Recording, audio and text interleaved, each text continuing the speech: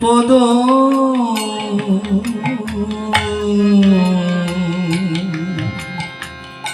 কমল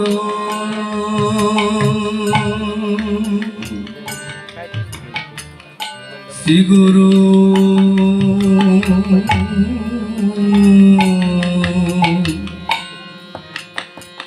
বৈষ্ণব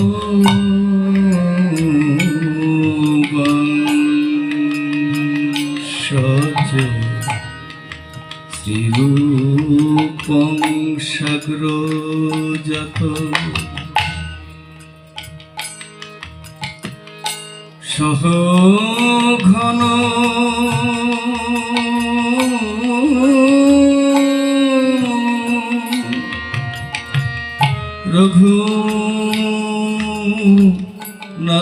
রঘুনাথান্বিত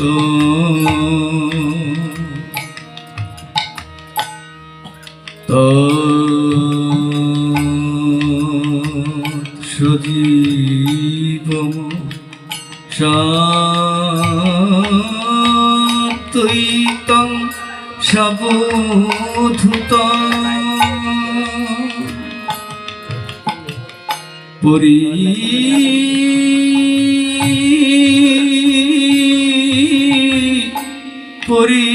পরিজন সহিত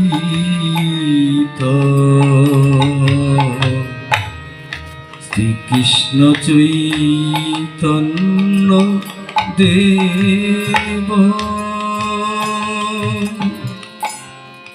রাধা কৃষ্ণ পদার নম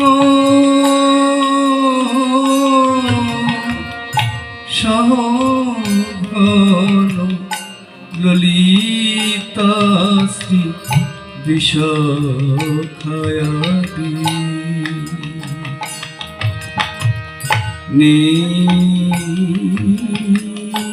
নিতা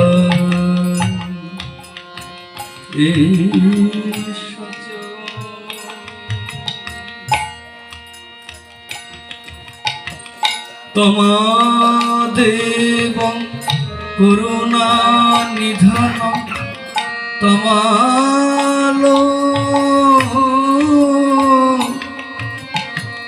বর্ণ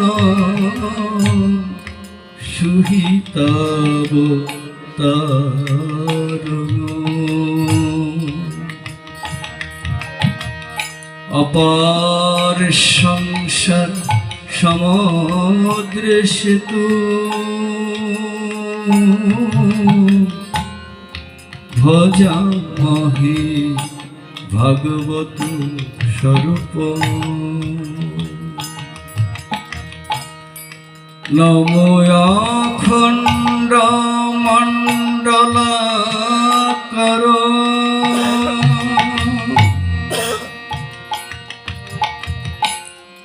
ব্যপ্তম যেন চরাচর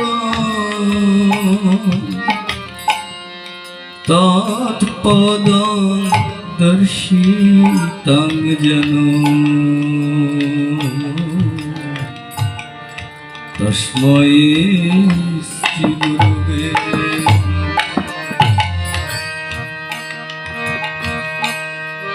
নমো অজ্ঞানতিমিরাসাধ্বস্য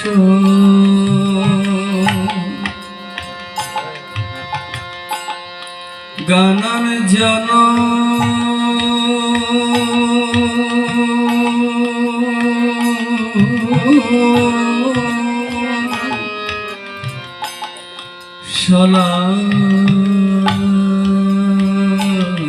শলাকয়া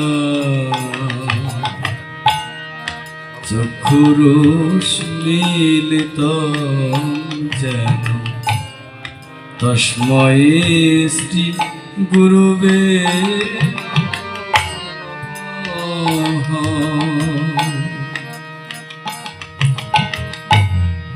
নমো বৃন্দায়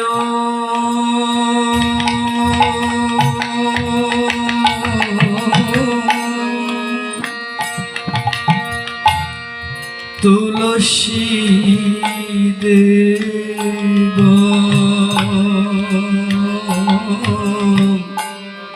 প্রিয়া কেশব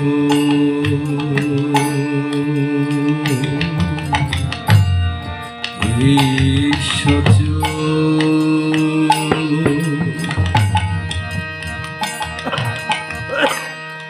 কৃষ্ণ ভক্তি পদে দেবী সত্যভক্তি নমো নমো বাঞ্ছা কল্পতরু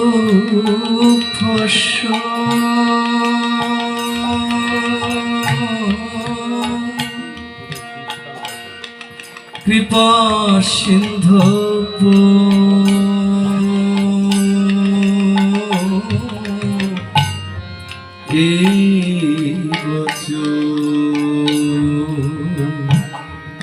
পতিতানাং পাবনেভ্যো বৈষ্ণবেভ্যো নমো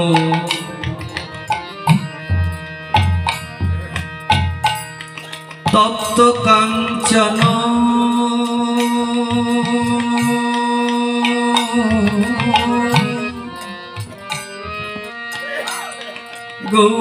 গৌরাঙ্গী রাধে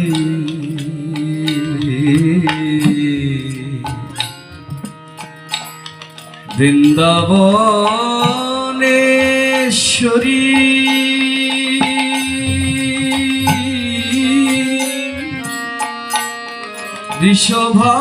ঋষভানুসুতাং দেবী প্রণমামি মাতৃমণ্ডলী হরি নম ধর্মায় মহতে নম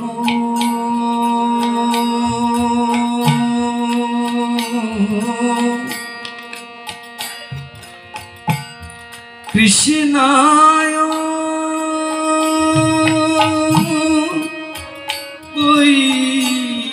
বৈধসে ব্রাহ্মণেভ্যো নমস্কৃত ধর্মানুবক্ষী সনাতন নৈকং করতি বাচালং পঙ্গু লঙ্ঘয়েতে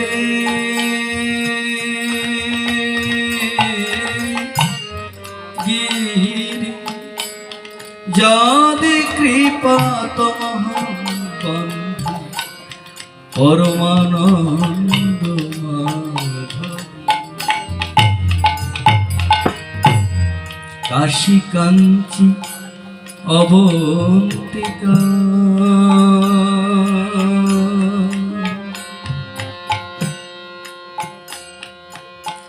মথুরা দ্বারাবতী বৃন্দাবন লীলাচল প্রকৃতি তীর্থ ভ্রমণে যাদৃশ্যপূর্ণ গঙ্গা যমুনা সরস্বতী প্রভৃতি তীর্থ জলাবাগহনে ইহা জানতে পেরে নৈমিষারণ্যে গত বৈগণ্যে ত্রিভুবন ধন্যে এই সকল জনমান্যে সৌন কাঞ্চি ষষ্ঠী সহস্র ঋষিপদস্ত রমহর্ষ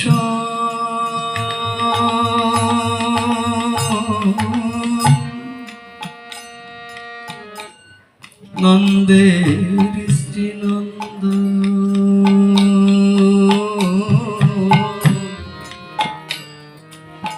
চর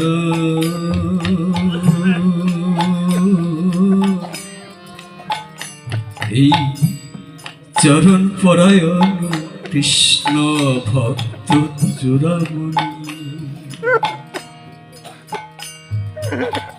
শ্রী উগ্র শ্রবা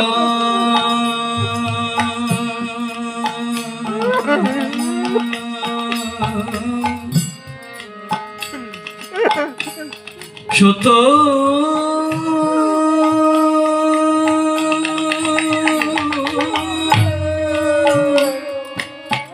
গোস্বামী মহাশয়া বক্তা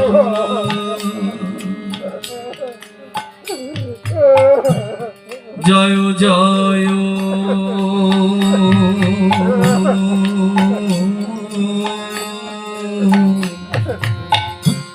শ্রী চৈতন্য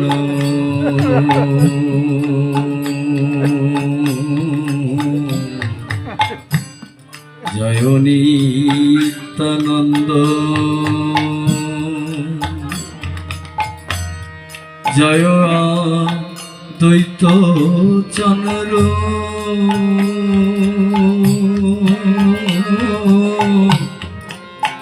আমারি ভক্ত বৃন্দ জয় রূপ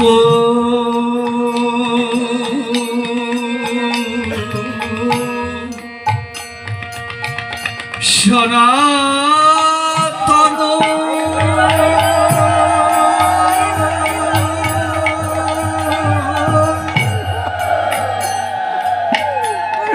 ভট্ট রঘু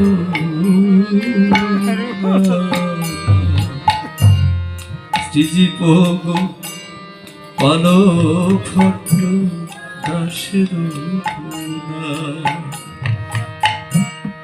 এই ছয় গোসাই করি চরণ বন্ধু যাহা হইতে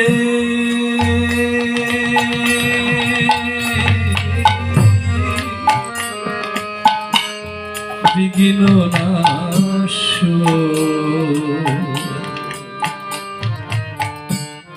অভীষ্ট পূরণ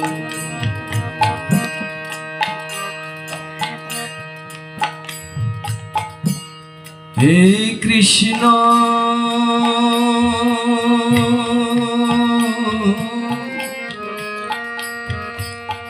করুণা সিন্ধু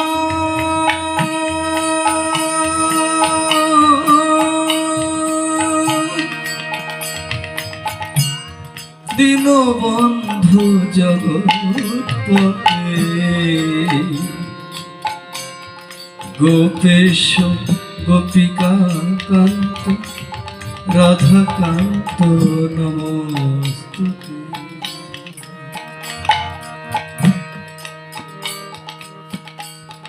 অনর্পিত চরি চিরা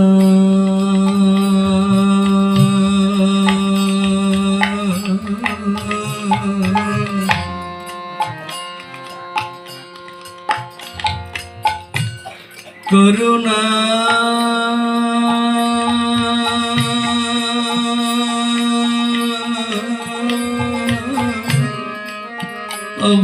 অবতীর্ণ করল সংস্পর্ধায় এতু মন্নত জলরাশ সবক্তি স্ত্রিয় এদিকে ব্রহ্ম শাপগ্রস্ত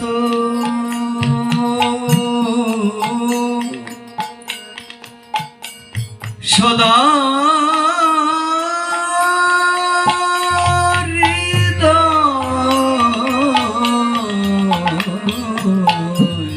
হস্ত ত্যক্ত পরিশ্রান্ত মহারাজে ধীরা পরীক্ষিত উত্তর কর্তা শ্রী সুখদেব গোস্বামী শ্রীমদ্ ভাগবত প্রীতি প্রেমানন্দে হরি।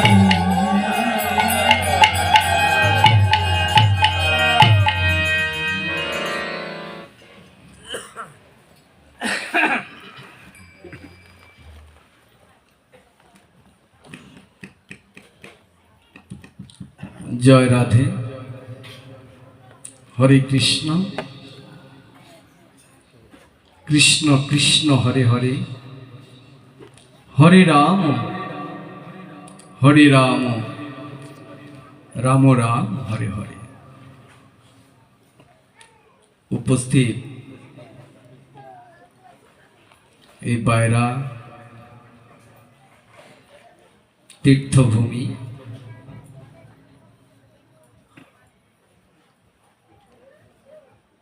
আজকে যে আঙিনায় আমরা এসেছি, আমি শুধু এই ধামটাকেই, এই আঙিনাটাকে আজ নববৃন্দাবন বলবো না। আমি জানি এই বাইরা অসংখ্য ভক্ত সাধুগুরু বৈষ্ণব আছেন, যারা অনেক বিজ্ঞ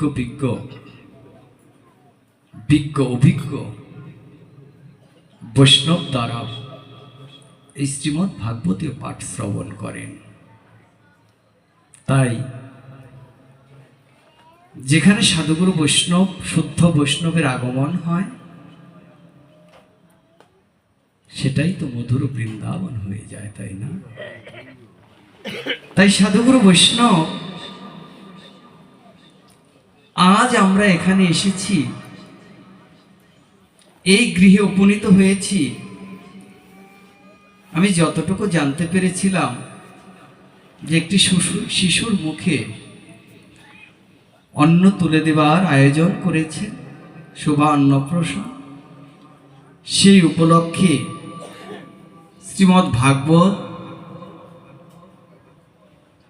এবং অহরাত্রি হরিনাম সংকীর্তন,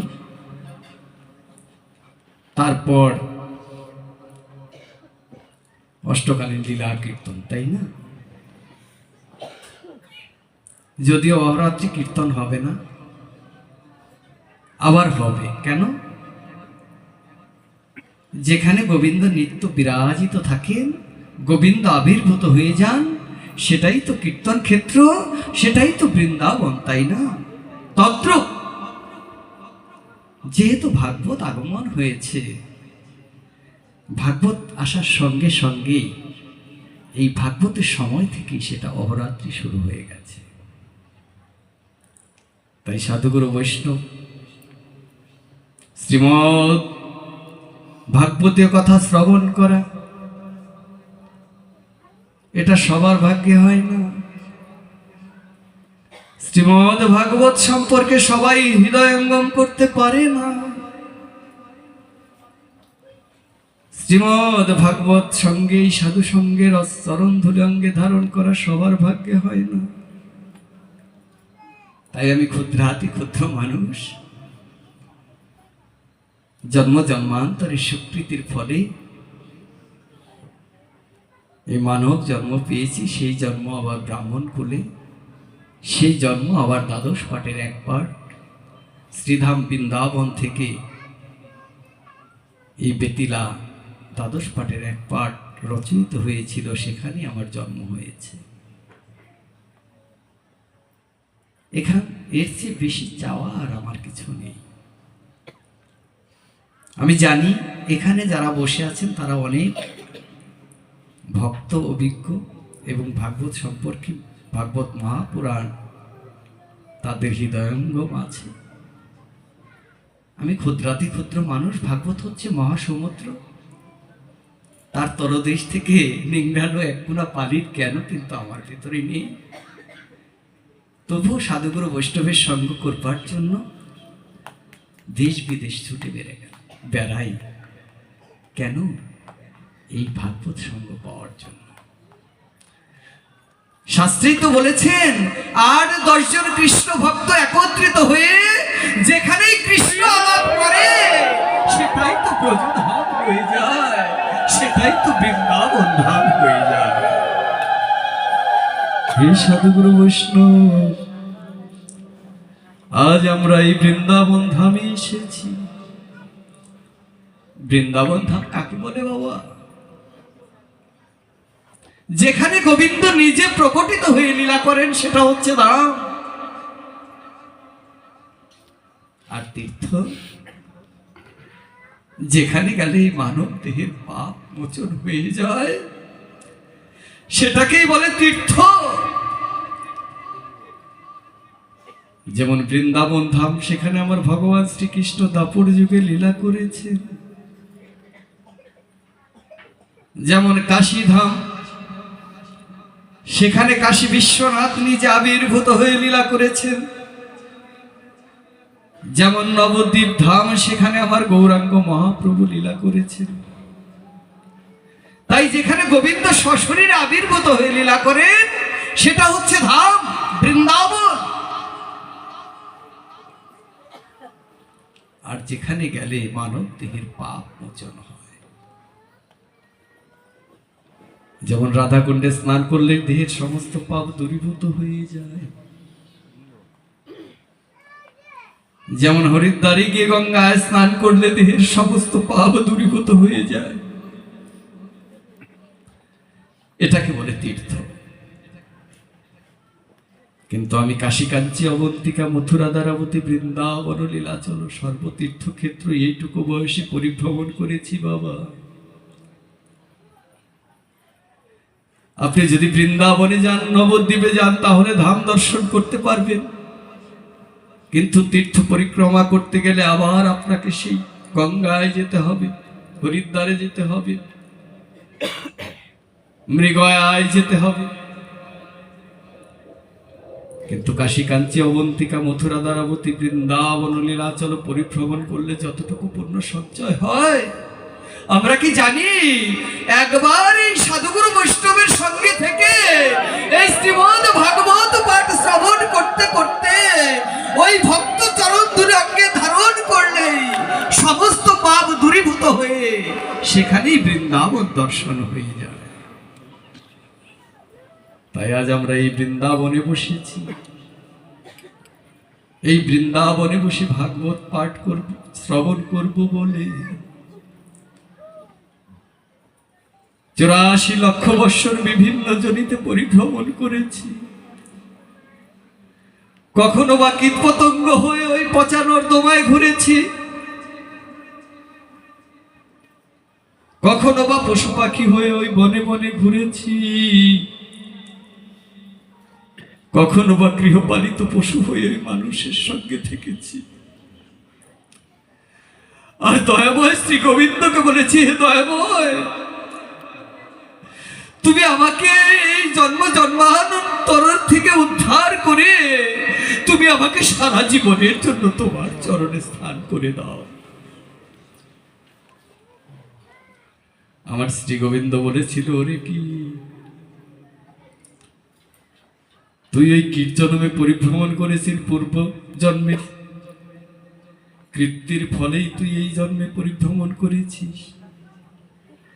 সেখান থেকে উদ্ধার করার ক্ষমতা তো আমার নেই। যদি ওই কীট জন্ম পরিভ্রমণ করতে করতে যেদিন আগে কোনো ভক্ত সাধুর চরণে তুই পিষ্ট হয়ে তোর দেহ ত্যাগ করবি, সেদিন তুই ওই কীট জন্ম থেকে উদ্ধার হয়ে যাবি। আমি ওই কীট জন্ম থেকে উদ্ধার হয়ে যখন পাখি জন্মে গেলাম, আমি দয়া করে গোবিন্দকে বললাম, হে দয়াময়, তুমি আমাকে এই পাখি জনম থেকে উদ্ধার করে দাও। আমার শ্রী গোবিন্দ বললেন, ওরে পাখি, ওই পাখি জনমেও পরিভ্রমণ করতে করতে পাখি কুলের শ্রেষ্ঠ কুল যেদিন ওই ময়ূর কুলে জন্মগ্রহণ করবি, তুই যেদিন ওই বৃন্দাবনে নেচে গিয়ে বেড়াবি, তোর ময়ূর পক্ষী যেদিন আমার শিরে ধারণ করে ওই বৃন্দাবনে জয় রাধে রাধে বলে আমি নৃত্য করব, সেদিনই তুই পাখি জন্ম থেকে উদ্ধার হয়ে যাবে। আমি আমি এই পাখি জনম থেকে উদ্ধার হলাম বাবা। আমি যখন গৃহপালিত পশু হয়ে ওই মানুষের সঙ্গে বসবাস করতে লাগলাম,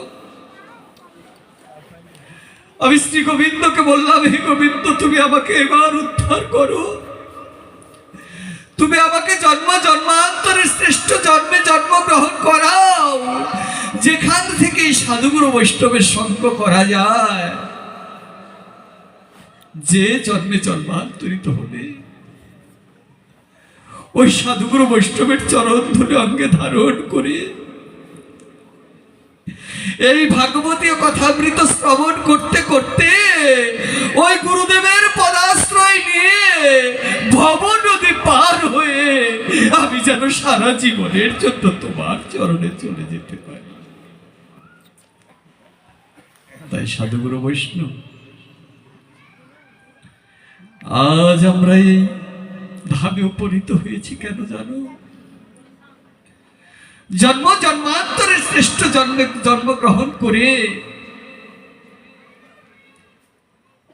এই দেহকে বৈষ্ণব সেবায় লাগলো না রে।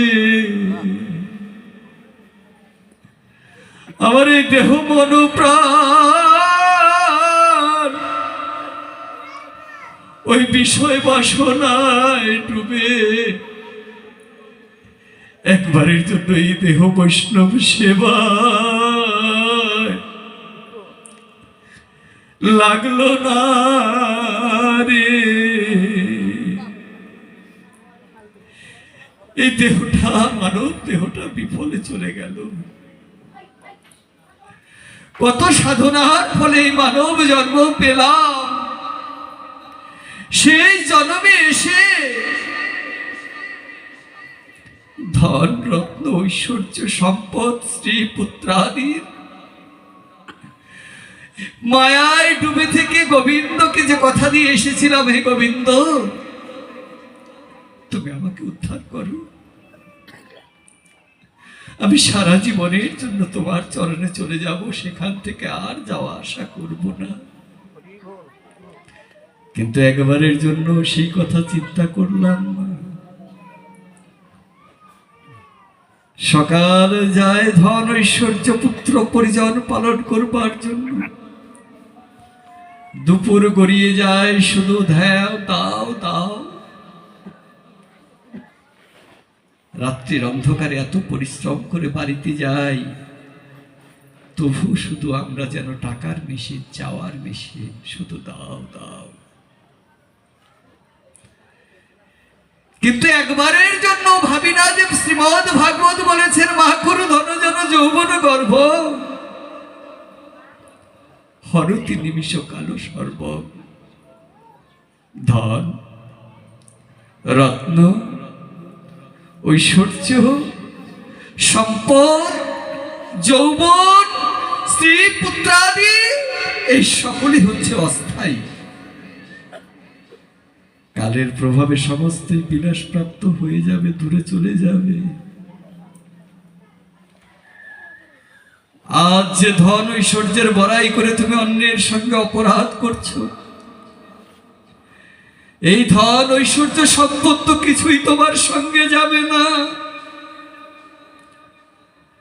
যে স্ত্রী পুত্রের জন্য সত্য অসত্য পথে অর্থ উপার্জন করে অট্টালিকা তৈরি করছো, তুমি যেদিন এই দেহ ছেড়ে চলে যাবে মা, সেদিন কেউ তোমাকে কিছু সঙ্গে দিয়ে দেবে না। মিছে মায়ায় পড়ে এই জগতে সংসারে ডুবে থেকে শুধু এই জগতে যত পারি দিয়ে গেলাম, কিন্তু ভব নদীর পার হয়ে যাবার জন্য একটু করি জোগাড় করতে পারলাম না।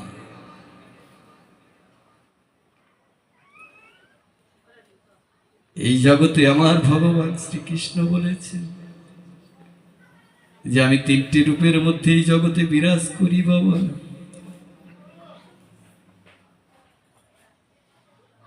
সত্যযুগে যেমন আমরা শ্রীহরিকে ভজন করেছি নারায়ণ রূপের মাধ্যমে, সত্যযুগে যারা আমরা জন্মগ্রহণ করেছিলাম তারা নারায়ণের চরণ স্পর্শ করতে পেরেছিলাম। ত্রেতায় ধনুকধারী শ্রীরাম রূপে আমরা ভগবানকে এই জগতের মাঝে দেখেছি। আবার তারপরে আমার ভগবান শ্রীকৃষ্ণ ওই প্রেমময় বৃন্দাবনে বাসি হাতে ত্রিভঙ্গ ভঙ্গিমায় ধারণ করে জয় রাধে রাধে বলে এই ভক্ত সমাগমে বৃন্দাবনে নেচে গিয়ে বেরিয়েছে।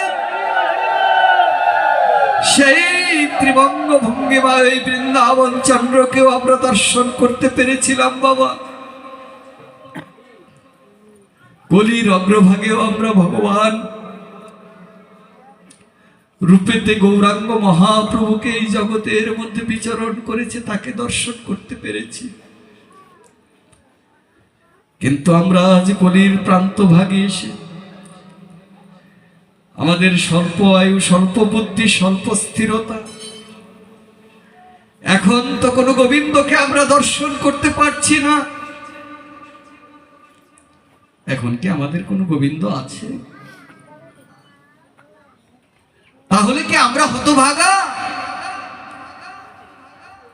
যে সত্যযুগে ভগবান নারায়ণ রূপে দর্শন করেছিলাম, ত্রেতায় ভগবানকে ধনুকধারী রাম রূপে দর্শন করতে পেরেছিলাম, ত্রেতায় গোবিন্দকে আমরা ত্রিভঙ্গ ভঙ্গিমায় বাসি হাতে প্রেমময় বৃন্দাবনে আমরা তার সঙ্গে খেলা করেছি,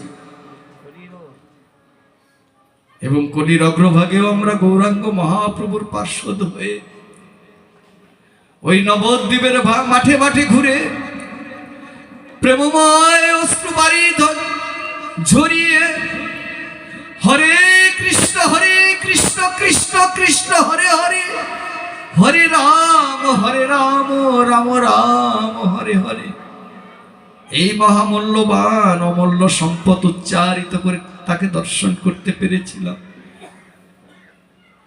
কিন্তু কলির প্রান্ত ভাগ অর্থাৎ শেষ ভাগে এসে আমরা এখন কার ভজন করছি? আমাদের এখন ভগবান কে? একবার ভেবে দেখ মন, কেউ কারণ এই বিশ্বমণ্ডলে আমরা কেউ কারণ নয়, একমাত্র গোবিন্দ ব্যতীত, তাই না? কিন্তু সেই গোবিন্দ হারা আমরা এই কলির প্রান্ত ভাগে কি গোবিন্দ হারা হয়ে গেলাম? একবারের জন্য ভাবনা আসে না? একবারের জন্য ভাবনা আসে না যে এই কলির শেষ ভাগে এসে আমরা কার ভজনা করছি? শ্রীমদ ভাগবত শুধু ওই দামোদর লীলা শ্রবণ করলেই হবে না বাবা। ওই ফল বৈক্রেণী লীলা, ওই পুতনা রাক্ষসীর লীলা, ওই গোবিন্দ দ্বারকার লীলা, এই সমস্ত শ্রবণ করতে করতে আমরা বহুবার ভজন শ্রবণ করেছি। কিন্তু ভাগবত কি সেটা আমাকে জানতে হবে। কেন ভাগবত এসেছে সেটা জানতে হবে। ভাগবত শ্রবণ করলে কি হবে সেটা আমাকে জানতে হবে। আমাদের যুব সমাজ আজ ধ্বংস হয়ে যাচ্ছে। আমরা এই হিন্দু সম্প্রদায় সনাতনী, আমার এই ধর্মের নামই হচ্ছে বৈদিক ধর্ম, আমার এই ধর্মের নামই হচ্ছে সনাতন ধর্ম, আমার এই ধর্মের নামই হচ্ছে হিন্দু ধর্ম। বৈদিক শব্দের অর্থ কি বাবা? এই পৃথিবী যখন প্রতিষ্ঠিত হয়েছিল সেখানে আমার মনো এবং 17 পার মাধ্যমে যারা আমরা আবির্ভূত হয়েছিলাম, তখন এই পৃথিবীটা ছিল অসভ্য। মানুষের মধ্যে কোনো হিতাহিত জ্ঞান ছিল না, তাদের পোশাক পরিচ্ছদ ছিল না, তারা কি খাবে সেটার মধ্যে কোনো বাধ্যবাধকতা ছিল না, জ্ঞানে বলতে দেহের ভিতরে কিছু ছিল না। সেই সময় আমার ভগবান শ্রীহরি এই জগতে বেদ প্রণীত করলেন। এই বেদ থেকে আমাদের ধর্ম এসেছে বলে আমাদের এই ধর্মের নাম হচ্ছে বেদ প্রণোদিত ইতি ধর্ম। এই বলেই এই ধর্মের নাম হচ্ছে বৈদিক ধর্ম। সেই বেদ থেকে আমরা সভ্যতায় ফিরে এসেছিলাম। এই ধর্মের নামই সনাতন। সনাতন শব্দের অর্থ হচ্ছে পূর্বেও যা ছিল, বর্তমানেও তাই আছে এবং ভবিষ্যতেও তাই থাকবে। এই ধর্ম কখনো বিনষ্ট হবে না। এটা পূর্বেও ছিল, বর্তমানেও আছে, ভবিষ্যতেও থাকবে। যার সৃষ্টি আছে তার ধ্বংস আছে, যার সৃষ্টি নেই তার কোনো ধ্বংস নেই বাবা। আমাদের এই বৃন্দাবনে এক মহারাজ বলেছিল যে সব ধর্মেরই তো সৃষ্টিকর্তা আছে, আমাদের ধর্মের সৃষ্টিকর্তা কে? সত্যি তো। তাই আমার মহারাজ বলেছিলেন যে যার সৃষ্টি আছে তার ধ্বংস আছে, যার সৃষ্টি নাই তার ধ্বংস নাই। তাই আমাদের ধর্ম পূর্বেও ছিল, বর্তমানেও আছে, ভবিষ্যতেও থাকবে। এই ধর্মের কোনো বিনাশ নেই। এই ধর্মের নামই হচ্ছে হিন্দু ধর্ম। হিন্দু শব্দের অর্থ কি? আমরা ছোটবেলায় গ্রন্থে পড়েছি, বইয়ে পড়েছি, স্কুলে, যে সেই সিন্ধু নদীর তীরে আর্যরা বাস করত। স্বর উচ্চারণ হ দিয়ে হতো বলেই এই সিন্ধুদের হিন্দু বলে আখ্যায়িত করেছে। সেখান থেকে আমরা হিন্দু না। আমাদের ধর্মটা ঠুনকো নয়, একটা বিশ্লেষণের উপরেই হয়ে যাবে না। হিন্দু শব্দের অর্থ হচ্ছে হিং দূষয়তীত হিন্দু, অর্থাৎ যা কিছু হিংসা বাবা, যা কিছু খারাপ, যা কিছু অহংকার, তাকে যে পরিত্যাগ করতে পারবে সেই হচ্ছে হিন্দু। তোমার এই দেহ ভরা অহংকার, কাম, ক্রোধ, লোভ, মোহ, মাৎসর্যের মাঝে ডুবে থেকে তুমি হুঙ্কার দিয়ে ব্যাসাসনে বসে বলবে যে আমি মানুষ, আমি হিন্দু না, আমি মানব না। হিন্দু শব্দের অর্থ হচ্ছে যা কিছু হিংসা, যা কিছু লোভ, তাকে যে পরিত্যাগ করতে পারবে সেই হচ্ছে হিন্দু। তাই আমার গৌরাঙ্গ মহাপ্রভুর এই আবির্ভাবে পরে আমরা কি কোনো গোবিন্দকে দর্শন করতে পারছি না? যেমন দাপুরের প্রান্তভাগে আমার গোবিন্দ, শ্রী গোবিন্দ, সেই গুজরাটের পিণ্ডারক নামক একটি অশ্বত্থ বৃক্ষের নিচে বিষণ্ণ বদনে বসে আছেন। দূর থেকে উদ্ধব মহারাজ চেয়ে চেয়ে দেখছেন, হায় হায় সর্বনাশ,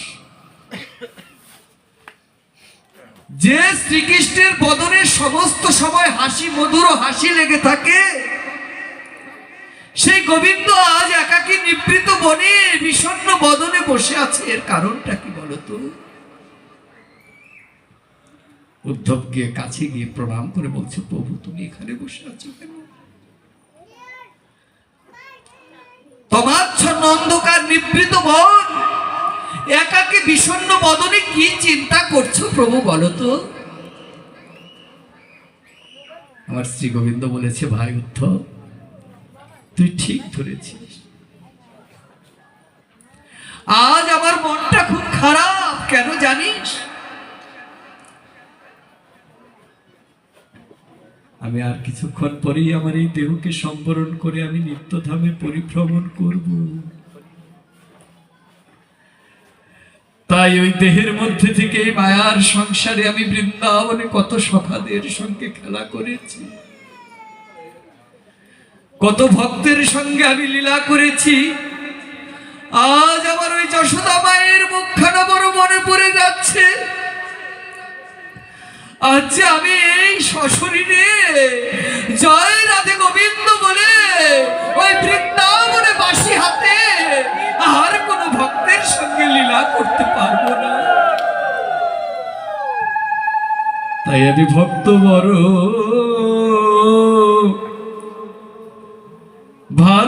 ভালোবাসি, আমি ওই ভক্ত হৃদয়ে বিরাজ করি। আমি যে ভক্ত বড় ভালোবাসি, উদ্ধব আমি যে ভক্তরে বড় ভালোবাসি রে উদ্ধব, তাই তোদের ছেড়ে এই দেহ সম্বরণ করে আমি ওই নিত্য ধামে পরিভ্রমণ করব বলেই আমার মনটা বড় বিষণ্ণ। উদ্ধব বলছেন, এ কি বলছো প্রভু? তুমি চলে যাও মানেই তো এই পৃথিবী অধর্মের গ্লানিতে প্লাবিত হয়ে যাওয়া। তুমি চলে যাওয়া মানেই তো কলি প্রবেশ করা, আর কলি প্রবেশ করলেই তোমার এই সমস্ত জীব পাপে পাপান্বিত হয়ে অন্ধকারে নির্জমিত হয়ে যাবে। তাহলে তুমি যে গীতায় বলেছিলে যে যখনই আমার এই শ্রেষ্ঠ জীব অধর্মের গ্লানিতে প্লাবিত হয়ে এই তমচ্ছন্ন অন্ধকারের দিকে যাবে, তখনই আমি যুগে যুগে আবির্ভূত হয়ে আমার এই ভক্তদের আমি উদ্ধার করব। তাহলে তোমার কথা কি মিথ্যে হয়ে যাবে প্রভু? আমার শ্রী গোবিন্দ বলছে, নারী উদ্ধব, কলির প্রান্তভাগে গিয়ে আমার সমস্ত ভক্তরা ক্ষীণ হয়ে যাবে, ছোট হয়ে যাবে, তাদের স্বল্প বুদ্ধি থাকবে, মনটা অতীব চঞ্চল থাকবে, স্থিরতা থাকবে না, এবং তাদের আয়ুটাও অল্প হয়ে যাবে।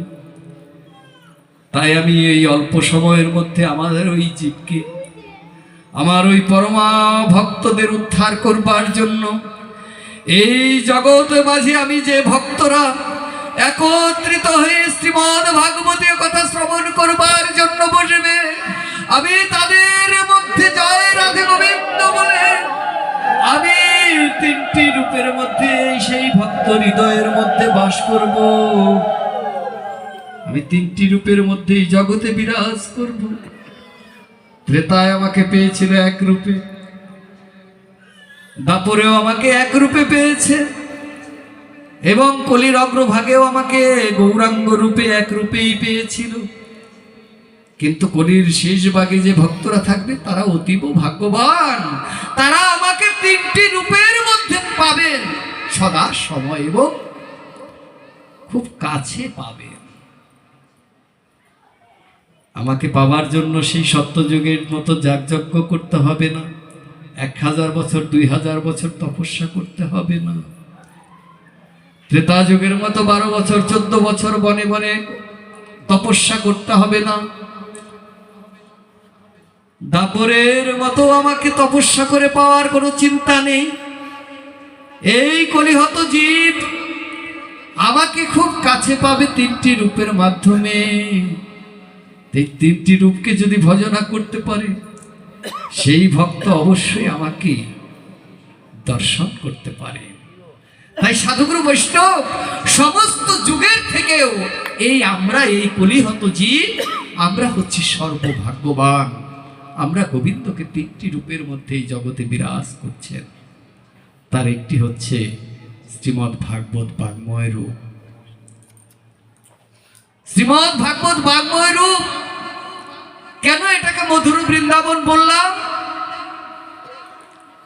যে গোবিন্দের অভিন্ন রূপ যদি শ্রীমদ্ ভাগবত হয়, তাহলে 8-10 জন কৃষ্ণ ভক্ত একত্রিত হয়ে জয় রাধে গোবিন্দ বলে হুঙ্কার দিয়ে যখনই ভাগবতকে আগমন করায়, সঙ্গে সঙ্গে ভাগবতের চরণ আশীর্বাদে এই ধামটা মধুর বৃন্দাবন হয়ে যায়। তাই সেই মধুর বৃন্দাবনে আমরা বসে আছি। আর দ্বিতীয় রূপে আমি এই জগতের মধ্যে কি রূপে বিরাজ করবো জানিস? দ্বিতীয় রূপটা হচ্ছে আমার চৈতন্য গুরু রূপ। এই জগতের মধ্যে কিছু গুরু প্রণালী থাকবে, যারা সেই বৃন্দাবন থেকে গুরুকুল শ্রেষ্ঠ হয়ে এই জগতের মধ্যে বিরাজ করবেন। সেই গুরুর চরণে যে নিজের দেহকে সমর্পণ করে দিয়ে ওই গুরুর চরণে জয় রাধে গোবিন্দ বলে চিরবিকৃত হয়ে যাবে, সেই শিষ্যকে আমি ওই গুরু রূপে ওই কোলে করে ভব নদী পার করে দেব। সাধুগুরু বৈষ্ণব, আমরা জন্ম জন্মান্তের সুকৃতির ফলে মানব জন্ম পেয়েছি, কিন্তু একবারের জন্য ভাবি না এই মানব জন্ম ছেড়ে আমাকে একদিন চলে যেতে হবে। আমার এই দেহটা যখন পড়ে থাকবে বাবা, আমার ওই আত্মাটা যখন উড়ে যাবে, তখন এই দেহের আর কোনো কিছুই কাজ করবে না। আমার ওই সব দেহটা পড়ে থাকবে, পুত্র পরিজন সবাই এসে বলবে, বাবা তুমি চলে গেলে কেন? আমাদের ছেড়ে এত তাড়াতাড়ি চলে গেলে কেন? তখন ওই আত্মাটা বের হয়ে একটি শুকনো দেহ ধারণ করে ওই দেহের পেছন থেকে বলবে, দেখ আমি দাঁড়িয়ে আছি, আমি তো মরি নাই। সেদিন আমার এই আত্মার কথা কেউ শ্রবণ করতে পারবে না। পুত্র পরিজন সবাই এসে ওই দেহটাকে কাঁধে নিয়ে শ্মশানের দিকে চলে যাবে। বল হরি বল বলতে